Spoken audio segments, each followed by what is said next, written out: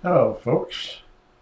Today I wanted to talk about all these powerful men in the Bible that were brought down by their lust for women or just their lust for power or whatever. Their relationship with women affected them in some way.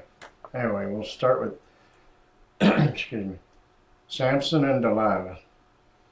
Now, we all remember how strong Samson was, probably the strongest man in the Bible. He was known for doing all kinds of stuff with his strength. And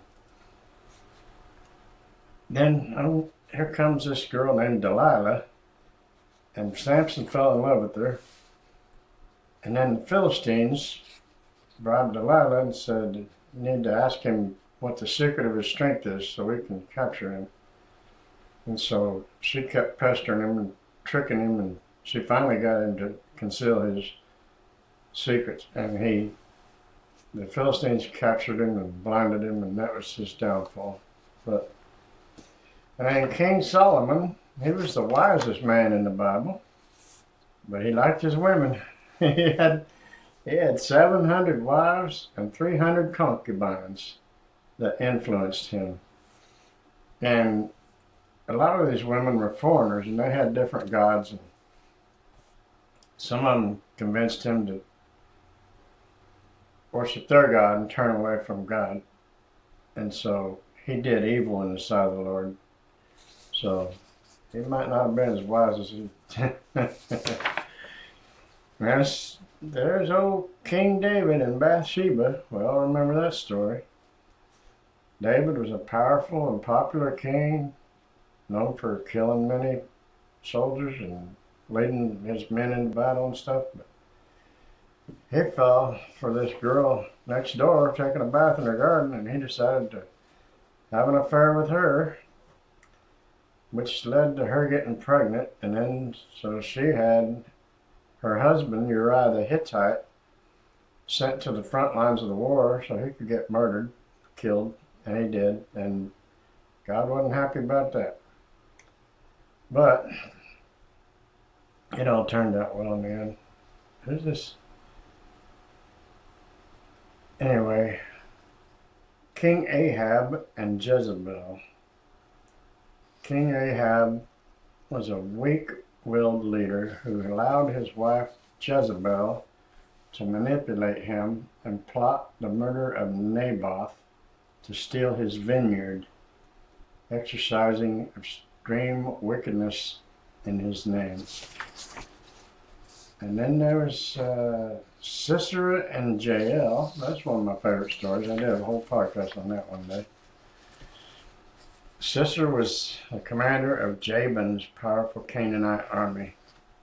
And fleeing from battle, he was killed in a humiliating fashion by Jael, a woman who drove a tent peg through his temple while he slept, fulfilling a prophecy that the Lord would sell Sisera into the hands of a woman.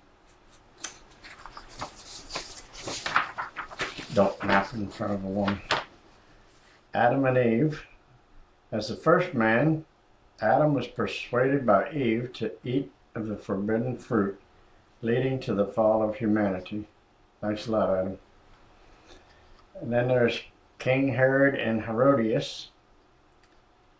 Herod Antipas, a ruler, was heavily influenced by his wife, Herodias. Bitter over John the Baptist's rebuke of their marriage, she manipulated her daughter into asking for John's head, which Herod reluctantly provided. Sure, you all remember her daughter was dancing in front of Herod, and he said, "I'll give you anything you want besides sort of half of my kingdom." And she asked for John's head in a charger, and so they chopped his head off. And then there was Barak and Deborah.